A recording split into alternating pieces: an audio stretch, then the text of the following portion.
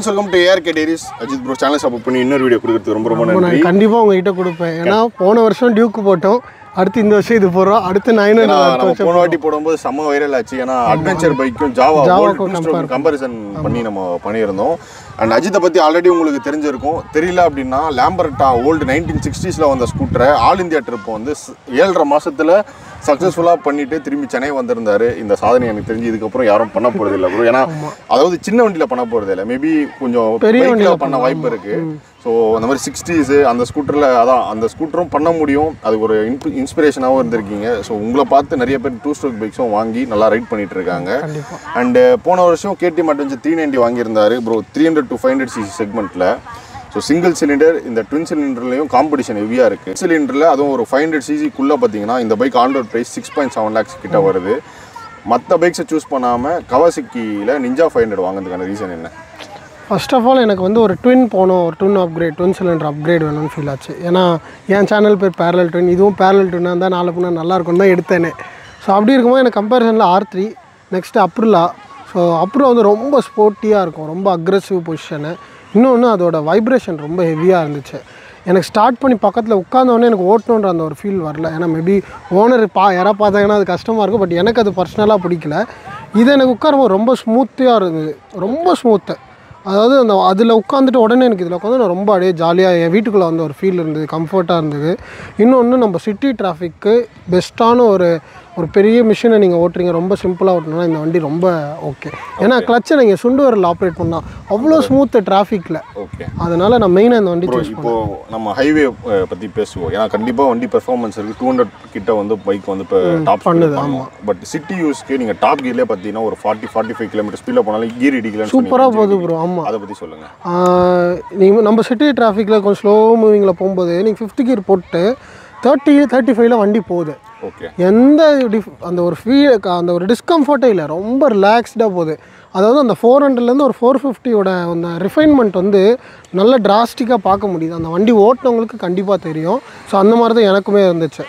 So maybe யாராவது 300 use பண்ணுறவங்க அடுத்த அப்கிரேட் பார்க்குறாங்கன்னா இது ஒரு சூப்பரான சாய்ஸ். மெயினாக சிட்டியில் யூஸ் பண்ணுறதுக்கு. ஆமாம், சிட்டி ப்ளஸ் ஹைவே ரைடு எல்லாத்துக்குமே இது எனக்கு தெரிஞ்சு இந்த பைக் போதுன்ற ஒரு ஃபீல் கொடுக்குற பைக்காக இருக்குது.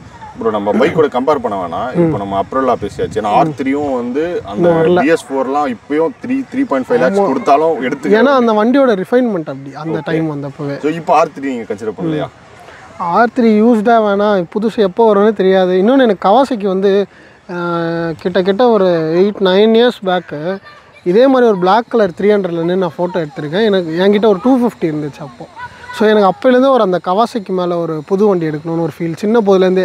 நம்ம லேம்பரட்டா அதெல்லாம் பார்த்துருக்கீங்களா, எல்லாமே க்ரீன். காரணம் என்ன தான் கவாசக்கி தான். ஏன்னா நான் சின்ன வயசில் ஸ்கூலில் நியூஸ் பேப்பர் கொடுக்கும்போது அதில் அந்த கலர் பார்த்து இன்ஸ்பயர் ஆகி ஸோ கவாசக்கி எடுக்கணுன்ற அந்த ஒரு ட்ரீம் வந்து மேபி அதனாலையும் நான் இதில் புஷ் ஆகி போயிட்டுருக்கலாம். ஸோ அதுவும் ஒரு காரணமாக இருக்குது. ஓகே ப்ரோ இன்னொன்று கலரு. ஸோ நீங்கள் சொன்னீங்க க்ரீன் அப்படின்ட்டு, ஆனால் நீங்கள் சூஸ் பண்ணது பிளாக்னு நினைக்கிறேன். ஆமாம், ஸோ இது ஒரு வேறு ஆப்ஷனே இல்லை ப்ரோ. 500ல் ஒரே ஆப்ஷன் தான் இருந்துச்சு, பிளாக். ஆமாம், பிளாக் வண்டி தான் இருக்குது, எதுவுமே இல்லை. ஆனால் நிஞ்சா 400 வந்துச்சு ப்ரோ. 400ல் இருக்குது, பட் 500 இல்லை. என்னென்னா 400 வந்து கொஞ்சம் BS6 நார்ம்ஸ்க்காக ரிஃபைன் பண்ணி 450cc இது ஆக்சுவல். ஆனால் 500 டேகிங்கில் வந்து கொடுத்துக்கிட்டு இருக்காங்க. ஆனால் இதே வந்து அப்ராடில் பார்த்தீங்கன்னா அதோட ப்ளூ வித் ஆரஞ்சு காம்பினேஷனில் கொடுத்துருக்காங்க. அது ரொம்ப நல்லா இருக்குது. அது ரொம்ப ஃபங்கியான ஒரு ஸ்டைலில் இருக்குது. பட் இந்தியாவில் அதை அலோவ் பண்ணாதனால இவங்க பிளாக் மட்டும் விட்டுருக்காங்க. ஓகே, ஒரு கலர் ஆப்ஷன் தான் இருக்குது. ஒரே கலர் ஆப்ஷன் தான் இருக்குது. இன்னொரு ஆப்ஷனில் வந்து இந்த இடத்துல அந்த க்ரீன் வரும், அவ்வளோதான் வித்தியாசம். இந்த கிரேக்கு பதிலாக க்ரீன் வருது. ஓகே ப்ரோ, இப்போ நீங்கள் சிட்டிக்குள்ளே நல்லா இருக்குன்னு சொல்லிட்டீங்க. அண்ட் அதே மாதிரி கலர் ஆப்ஷனும் பெருசாக இல்லை உங்களுக்கு, அதனால் இது எடுத்துட்டீங்கன்னு சொல்லிட்டீங்க. பைக்கோட மைலேஜ் அதை பற்றி சொல்லுங்கள். மைலேஜ் வந்து இப்போ வரைக்கும் நான் பெருசாக 300 கிலோமீட்டர் தான் ஓட்டியிருக்கேன். நான் கேல்குலேட் பண்ண வரைக்கும் அரௌண்ட் 25 to 26 அவ்வளோதான் எனக்கு ஃபீல் ஆகுது. மேபி இன்னும் கொஞ்சம் அந்த 1000-1500 ஓடினதுக்கு அப்புறமேட்டு ரிலாக்ஸாக ஓட்டினா எப்படி இருக்குது, ஒரு லாங் ரைடில் எப்படி இருக்குது, ஷார்ட் ரைடில் எப்படி இருக்குன்னு கண்டுபிடிச்சி நம்ம நெக்ஸ்ட் வீடியோ கண்டிப்பாக பண்ணுவோம். ஓகே ப்ரோ, இப்போ வரைக்கும் 25 to 26. ஓகே ப்ரோ, இப்போது நிஞ்சா 300 அதை விட்டால் 650, நிஞ்சா 650 இது ரெண்டும் வந்து அதிகமாக சேல் ஆச்சு. அண்டு ரீவேல்யூம் பார்த்தீங்கன்னா ஓரளவு இருக்குது. பட் பைக் வாங்கும்போது நம்ம வந்து விற்கணுன்ற தாட்டில் வாங்க மாட்டோம். பட் இப்போ நிஞ்சா 500 வந்து சேல்ஸே வந்து கம்மியாக தான் வந்து ப்ரொடியூஸ் பண்ணியிருக்குன்னு நான் நினைக்கிறேன். ஸோ இது ரீசேல் வேல்யூ பற்றி யோசிச்சிங்களா? ஏன்னா நிஞ்சா 400 வந்து அதுவும் பார்த்தீங்கன்னா கொஞ்சம் பேருக்கு தான் தெரியும். 300 அளவு 400 ரீச் ஆகிருக்கான்னு பார்த்தீங்கன்னா இல்லை. ஸோ அதே மாதிரி நிஞ்சா 500 எடுத்திருக்கீங்க. இது ரீசேல் பற்றி யோசிச்சு எடுத்தீங்களா இல்லை அதை பற்றி யோசிக்கவே இல்லையா? ப்ரோ ரீசேலில் அது ஒரு கன்சிடரே பண்ணல. ஏன்னா எனக்கு நான் வச்சுக்கணுன்ற ஒரு மைண்ட் செட்டில் மட்டும்தான். அப்பாவுக்கு அடுத்து இப்போ என்கிட்ட இருக்கும் அந்த ஒரு மைண்ட் செட் தான். இப்போ அப்பா ஓட்டலாம் நான் ஓட்ட போகிறேன், நான் ஓட்டலாம் அப்பா ஓட்ட அப்படி தான் இருக்கும்ன்ட்டு அப்படி தான் எடுத்தேன். அந்த ரீசேலை பற்றி யோசிக்க இன்னொன்று கவாசைக்கு ரீசேல் ஆகிடும் ப்ரோ, டப்புன்னு விற்றுடும். ஏன்னா கவாசைக்கு ஓட்டினவங்க திரும்ப கவாசைக்கு அந்த ட்ராக்குள்ளேயே தான் இருப்பாங்க. ப்ரோ பைக்கோட பிரேக்கிங்கு அண்ட் சஸ்பென்ஷன்லாம் எப்படி இருக்குது? பிரேக்கிங் எப்படி சொன்னால் ஸ்பீட் நான் மென்ஷன் பண்ணல. நல்ல ஒரு ஸ்பீடு வித்தின் 2-3 செகண்டில் வண்டி 100க்கு வருது. அதாவது ரொம்ப குவிக்காக வருது. இத்தனைக்கும் நான் பேக் பிரேக்கை தொடக்கூட லைட்டாக ஃப்ரண்ட் அப்ளை தான் பண்ணேன், சிங்கிள் டிஸ்க்கு. அதுக்கே இந்த அளவு ஒரு பிரேக்கிங் எனக்கு தெரிஞ்சு இந்த வண்டியில் செம ஒர்த்து. Value for money. அவ்வளோ காசு கொடுத்ததுக்கு பிரேக்கிங்கில் என்னை சாட்டிஸ்ஃபை பண்ணியிருக்காங்க உண்மையிலேயே. ஓகே, ரொம்ப சூப்பரான பிரேக்கிங். ப்ரோ ரீசெண்டாக வந்து ஃபஸ்ட் சர்வீஸும் பண்ணிட்டீங்க. வாட்டர் வாஷ் எவ்வளோ ஆச்சு? சர்வீஸ் காஸ்ட் எவ்வளோ ஆச்சு? நான் உண்மையிலே வாட்டர் வாஷ் வேணான்னு சொல்லிட்டேன். ஏன்னா நான் 900ஓட ஃபஸ்ட்டு சர்வீஸே எனக்கு எப்படி இருந்தது தெரியும். இப்போ எனக்கு வந்து எவ்வளோ ஆச்சுன்னா வாட்டர் வாஷ் மட்டும் நான் பண்ணலை. காஸ்ட் பார்த்தீங்கன்னா 6499 ஆயிருக்கு ப்ரோ. ஓகே. ஸோ ஃபஸ்ட் சர்வீஸ்க்கு இதில் என்னென்ன ரீப்ளேஸ் பண்ணியிருக்காங்கன்னா, ஸோ பின்னாடி செயின் அட்ஜஸ்ட் பண்ணும்போது அந்த காற்று பின் ரிமூவ் பண்ணிவிட்டு அதை அதே தான் போட மாட்டாங்களாம், புதுசு போட்டிருக்காங்க. நெக்ஸ்ட் ஆயில் ட்ரைன் பண்ணிட்டு அந்த ஓரிங்ஸ் புதுசு போட்டிருக்காங்க. ஆயில் ஃபில்டர் புதுசு, ஆயில் மாற்றிருக்காங்க. ஸோ மற்றபடி வேறு எதுவும் எக்ஸ்ட்ராவாக இதில் ஆட் ஆன் பண்ணல. Chain loop and cleaning, chain loop. So இது வரைக்கும் எனக்கு ஓவராலாக 6400. நான் ஆக்சுவலாக எக்ஸ்பெக்ட் பண்ணதை விட இது கம்மி தான். ஏன்னா நான் 900 ஈக்குவலுக்கு தான் கவாசைக்கு எல்லாமே பார்த்தீங்கன்னா ஃபஸ்ட் சர்வீஸில் ஒரே லெவல் ஆஃப் மெயின்டெனன்ஸ் தான் இருக்கும். ஹையர்லேருந்து இது வரைக்கும் ஒரு 1000, 1500, 2000 அந்த வித்தியாசத்தில் இருக்கும். நான் ஒரு 10,000 எக்ஸ்பெக்ட் பண்ணி போனேன். எனக்கு 6,500 ஆனது ரொம்ப சாட்டிஸ்ஃபேக்ஷனாக தான் இருந்தது. Okay okay. வாட்டர் வாஷ் பண்ணல? ஐயோ வாட்டர் வாஷ் பண்ண மாட்டேன். 1500 அந்த ரேஞ்சுக்கு வருது ப்ரோ. வாட்டர் வாஷ் லூபு அந்த இது முடிச்சே சேர்த்திங்கன்னா 1500 அந்த ரேஞ்சுக்கு வரும். ஸோ நீங்கள் வாட்டர் வாஷ் பண்ணிட்டு எடுத்துகிட்டு போயிட்டீங்கன்னா உங்களுக்கு அது ஒரு மணி சேவ் ஆகும். ஏன்னா வாட்டர் வாஷை தாண்டி அதுக்கு வந்து ஜிஎஸ்டி வரும். தேவையில்லாமையே அது நம்ம வேஸ்ட் பண்ணணுன்ட்டு நான் அது கொஞ்சம் பண்ணேன். ஓகே. பிரேக்கிங் சொல்லிட்டீங்க. சஸ்பென்ஷன்? Suspension okay bro. அதாவது ரொம்ப சூப்பர் இல்லை, ரொம்ப மட்டமாகவும் இல்லை, நல்லா இருக்குது. அதாவது நம்ம ஊர் சிட்டிக்கு இது போதுமாக இருக்குது. அதை நீங்கள் வேகமாக போய் விட்டிங்கன்னா கொஞ்சம் இந்த இம்பேக்ட் இருக்குது. ஸ்லோவாக விட்டிங்கன்னா அழகாக அப்படி ஏந்து போகுது, சூப்பராக இருக்குது. ஓகே ப்ரோ நீங்கள் அந்தளவு அக்ரெசிவாக ஒரு வண்டி எதிர்பார்க்கலன்னு சொன்னீங்க. இதோட ரைடிங் பொசிஷன் எப்படி இருக்குது? கம்ஃபர்ட், சீட் கம்ஃபர்ட் அதை பற்றி சொல்லுங்கள் ப்ரோ. உண்மையிலே இந்த வண்டியோட சீட் கம்ஃபர்ட் வந்து நீ வண்டியை ஹேண்டில் பண்ணணுன்றதுக்காகவே டிசைன் பண்ண மாதிரி இருந்தது. ஏன்னா நான் 250 வச்சுருந்தப்போ அது நல்லா அதில் டக்கின் பண்ணி அழகாக உட்காந்து ஓட்டுவோம். அந்த ஃபீல் அது அப்படியே இருக்குது. இன்னும் அதை அப்படியே மெயின்டைன் பண்ணுறாங்க. அவ்வளோ சூப்பராக இருக்குது ஓட்ட. நீங்கள் புதுசாக ஒரு ரைடர் வந்து ஓட்டுறாங்க, ஏரோடைனமிக்லாம் பயப்படுறவங்க, புதுசாக என்ட்ரி லெவலில் பைக்குக்குள்ளேயே வராங்கன்னா அவங்களுக்கு இந்த வண்டி செம்ம சூப்பராக இருக்கும்.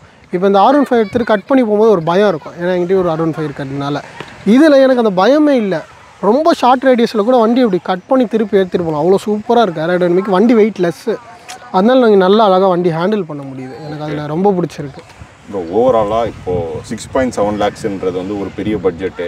அந்த பட்ஜெட் பாயிண்ட் ஆஃப் வியூக்கு இது ஒர்த்தாக நீங்கள் ஃபீல் பண்ணுறீங்களா? அண்ட் இன்னொன்று இந்த பைக்கில் வந்து கண்டிப்பாக லோ எண்டும் நல்லாயிருக்கு. ஒரு டாப் ஸ்பீடும் பார்த்தீங்கன்னா ஒரு 190, 200 கிட்ட பண்ணணும் ஈஸியாக. ஸோ பெர்ஃபார்மன்ஸ் எல்லாமே ஓகே ப்ரோ. பட் நம்ம கொடுத்த ப்ரைஸுக்கு வேறு ஏதாச்சும் எக்ஸ்ட்ராவாக இந்த வண்டியில் கொடுத்துருக்கலான்னு ஃபீல் பண்ணுறீங்களா? இல்லை ப்ரைஸை வந்து இன்னும் காம்படிட்டிவாக கம்மி பண்ணாங்க அப்படின்னா கண்டிப்பாக அதிகமாக நினைக்கிறேன். கண்டிப்பாக கம்மி பண்ணியிருக்கணும் ப்ரோ. ஏன்னா நீங்கள் இதோட கம்பேரிசனில் இருக்க வண்டிலாம் இதை விட 1.5 லட்சம் 2 லட்சம் கிட்ட கம்மியாகுது. அப்படி இருக்கும்போது எல்லாருமே வந்து அவ்வளோ ரேட்டு மெயின்டெனன்ஸும் இருக்குன்னு தான் ஃபஸ்ட்டு யோசிப்போம் ஜென்ரலாக. நெக்ஸ்ட்டு தான் வந்து எனக்கு இது லைஃப் லாங் வருமானதையே ஆக்சுவலாக யோசிக்கிறாங்க. நிறைய பேருக்கு அது இருக்கான்னு எனக்கு தெரில. நான் அப்படி தான் யோசிப்பேன். அது அப்படி யோசிக்காதவங்களுக்கு பார்த்திங்கன்னா நேராக இந்த வண்டி எடுக்கவே மாட்டாங்க. ஏன்னா பட்ஜெட் 6.7ன்றது ரொம்ப அதிகம்.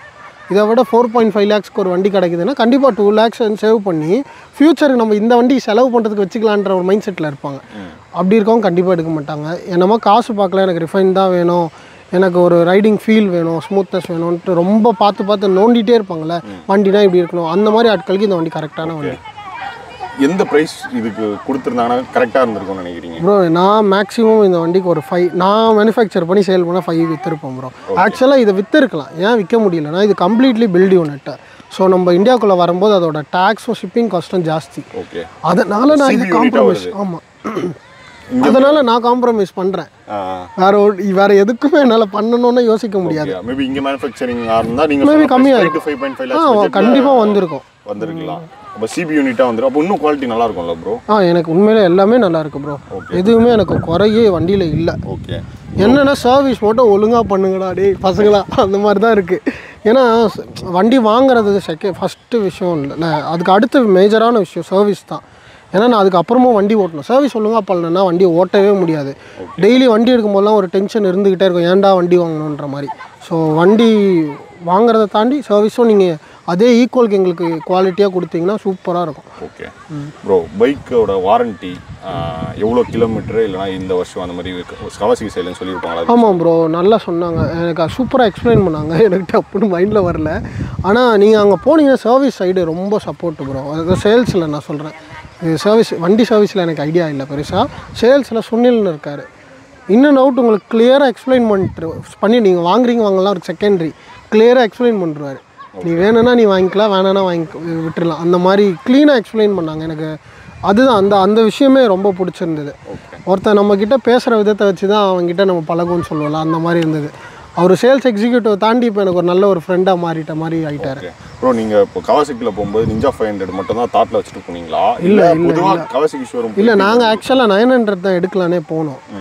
அது புக்கிங்கும் 900க்குன்னு தான் 1 lakh அட்வான்ஸ் பண்ணுற ஸ்டேஜுக்கு கேஷோடு போனோம். லாஸ்ட் மினிட்ல 500 மாறிட்டோம். ஏன்னா நான் உங்களுக்கு டியூக்லேயே சொல்லியிருப்பேன், கேட்டேன் அட்வென்ச்சர் எடுத்தப்போ 900 எடுக்கணுன்ட்டு. அது என்னென்ன அட்வென்ச்சரில் அப்பாவுக்கு வந்து டிப்டோ தான் இருக்கிறதுனால கொஞ்சம் யோசிச்சுட்டே இருந்தார். அவருக்கு இது வண்டியில் கண் இருந்தது. சரி ஓகே, நம்ம இன்றைக்கி அதெல்லாம் வாங்க தான் போகிறோம், சரி வாங்கி கொடுத்துடலான்ட்டு இந்த வண்டி அவருக்கு அப்படியே டப்புன்னு கேஷ் போட்டு எடுத்து கொடுத்தாச்சு. அடுத்த வருஷம் உங்கள் சேனலில் திரும்ப 900 எடுத்து வீடியோ போடுறோம். நீங்கள் ஒரு ராசியாக 4 வருஷத்துக்கு ஒரு வண்டி உங்களால் எங்கள் வீட்டுக்கு வருது. கண்டிப்பாக ப்ரோ. ஸோ ஓவராலாக இவ்வளோ தான். ஏரோடைனமிக் வைஸ் நல்லா இருக்குது ப்ரோ வண்டி. நான் ரொம்ப ஃபீல் பண்ணது தான், ஒரு ட்ரிபிள் டிஜிட்டில் ஒரு ஃபாஸ்ட்டாக ஒரு லாரியோ ஒரு காரோ ஓவர்டேக் பண்ணுறீங்களே, நார்மல் வண்டி அந்த ஒரு ஃபீல் இருக்கும், லைட்டாக ஒரு ஷேக்கோ இல்லை ரொம்ப விண்டு ஹெவியாக அடிக்கும். இதில் அது எதுவுமே இல்லை. ஒரு 60-70 ஓட்டுறோம், நல்லா கொடுத்துருக்காங்க. 60-70 போகிற மாதிரி தான் இருக்குது வண்டி. நீங்கள் வண்டி எடுத்துட்டீங்க, ஏதாச்சும் ஆல்ட்ரு அதாவது ஆக்சரிஸ் போடணும் அப்படின்னா? ஆமாம் ப்ரோ, எனக்கு இதை பார்த்து யாராவது பண்ணாங்கன்னா நல்லாயிருக்கும். பில்லியன் ஹோல்டர் போட்டே ஆகணும் ப்ரோ. ஓகே, ஏன்னா அம்மா அப்பா தான் யூஸே பண்ணுறாங்க. பில்லியன் ஹோல்டர் இல்லாமல் கொஞ்சம் பயமாக இருக்குது. அழகாக கொடுத்துருந்தாங்க. இது சிபிஐ யூனிட்னால இதில் ப்ரொவிஷனே கிடையாதுன்னு சொல்கிறாங்க. ஓகே, அது மேபி யாராவது பார்த்துட்டு HTC மார்ட்ஸ்லாம் நிறைய பண்ணுறாங்க, அவங்க யாராவது இது பண்ணி கொடுத்தாங்கன்னா நல்லாயிருக்கும். ஸ்லைடர்ஸ்லாம் இல்லைல்ல? இல்லை ப்ரோ, நான் அது மாதிரி எக்ஸ்ட்ராவாக எதுவும் இதில் போட விரும்பல. ஏன்னா இது ஏரோடைனமிக்காக நல்லா ஃபங்க்ஷன் ஆகுது. அதை நம்ம போடும்போது அது ஏதாவது இம்பாக்ட் ஆகுமோன்னு சொல்லிட்டு நான் கொஞ்சம் யோசிச்சுட்டு இருக்கேன். இப்போதைக்கு உங்களுக்கு பில்லியன் ஹோல்டர் மட்டும் இருந்தால் போதும், வேறு எதுவுமே வேணாம். ஏன்னா எங்கள் அப்பாவும் ப்ராப்பராக ஓட்டுவேன், நானும் ப்ராப்பராக ஓட்டுவேன். கிராஷ் மேபி ஆச்சுன்னா பார்த்துக்கலாம், அது ஆகாத அளவுக்கு நம்ம ஓட்டுறதுல தான் எதுவுமே போடுற மாதிரி இல்லை ப்ரோ. ஸ்க்ராட்ச் கார்டு கூட போடல, ஏன்னா கரெக்டாக பார்த்து போன்ற ஒரு நம்பிக்கை. நம்ம வாங்குறவங்களும் அழகாக பார்த்துக்கிட்டாங்கன்னா நல்லாயிருக்கும். ஏன்னா பிளாக் வர ஈஸியாக கோடு விழும், அதனால் பார்த்து ஓட்டிக்கணும் நம்ம தான்.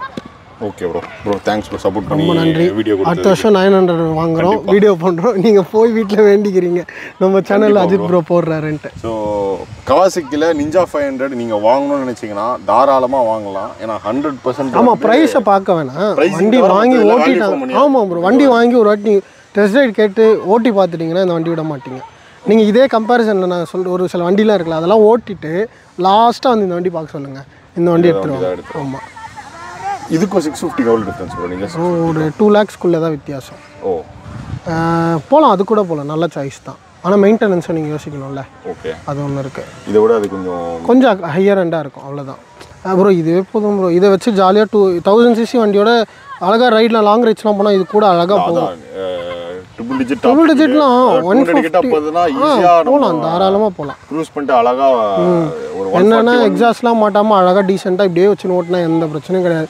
நம்ம சூ பைக் வாங்கினோன்னா நம்ம மண்டை நம்மளை விடாது, டேய் மாத்திரா சைலன்சர்னு சொல்லிட்டே இருக்கும், போலீஸ் பிடிப்பாங்க. இதில் அந்த இது இல்லை. ப்ரோ நீங்கள் ஆல்ரெடி லாம்பர்ட்டால ஆல் இந்தியா பண்ணிட்டீங்க. ஸோ அதான் நீங்கள் 2 ஸ்ட்ரோக் பைக்கில் எல்லாமே நல்லா ஓட்டுறீங்கன்னு தெரியும். இந்த அடுத்த ட்ரிப்பு பிளானு இல்லை காரில் பண்ணணும் அந்த மாதிரி தான் ஐடியா இருக்கா? இருக்குது, பட் குடும்ப சூழ்நிலைகள் எதுவுமே பண்ண முடியல. ஆனால் இந்த ஜூன் கண்டிப்பாக லடாக் போகிறோம் ப்ரோ. நாங்கள் ஒரு 5 ஃப்ரெண்ட்ஸ் சேர்ந்து போகிற மாதிரி இருக்கோம். இந்த வண்டி இல்லையா? இதுலலாம் இல்லை ப்ரோ, அதுவும் விண்டேஜ் வண்டி தான் ப்ரோ. இது என்றைக்கு போனாலும் போகும். முடியாத வண்டியில் நம்ம போய் காட்டினா தான் நாலு பின்ன யாராவது மேலே வருவாங்க. ஓகே, எந்த வண்டியில் பண்ண முடியாதுன்னு நினச்சிட்டு இருக்காங்க, பண்ண முடியும்ட்டு வருவாங்க. அதனால விண்டேஜ் வண்டியில் தான் கண்டிப்பாக பண்ணுவோம். ஜூனில் இருக்கா? ஜூன் ஜூலை அந்த 2 மந்த்துக்குள்ளே முடிச்சிருவோம் ரைடை. சரி, ஓகே ப்ரோ, அதுக்கு அட்வான்ஸ் கங்க்ராச்சுலேஷன். நன்றி. ஸோ நான் அஜித் ப்ரோவோட இன்ஸ்டா பேஜ் டீட்டெயிலாம் நான் டிஸ்கிரிப்ஷனில் கொடுக்குறேன். ஸோ நீங்கள் கவாசகி பைக்ஸ் வாங்க போகிறீங்கன்னா சுனில் ப்ரோ அவர் நம்பரை கொடுங்க. சுனில் ப்ரோ கான்டாக்ட் பண்ணுங்கள். ப்ரோ அஜித் தான் அவங்க நம்பர் கொடுத்தாருன்னு சொல்லி பேசுங்க.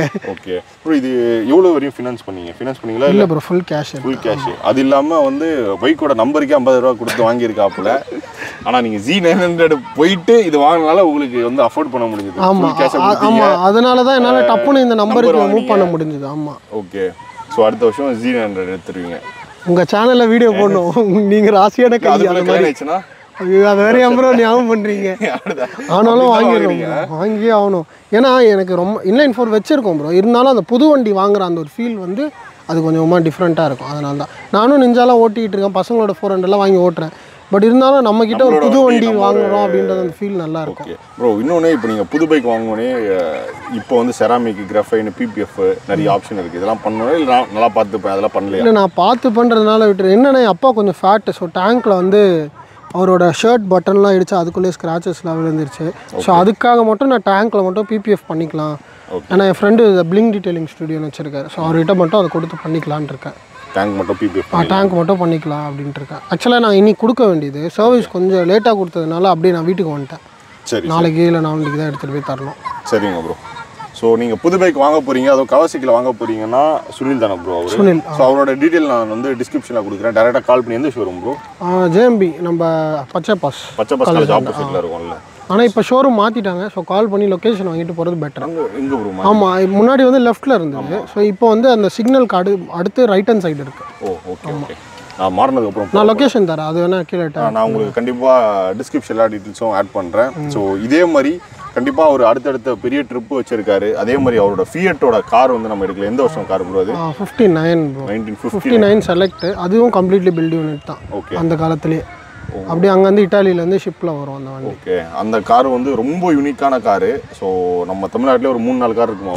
ஆமாம், கம்மியாக தான் இருக்குது. இப்போ நான் நிறைய பேர் விற்றுட்டாங்க ப்ரோ. ஓகே, அதனால் கொஞ்சம் கம்மியாக தான் இருக்குது. ஸோ அந்த காரை வந்து நல்லா கார் ஓட்டியே நம்ம வீடியோ எடுப்போம்.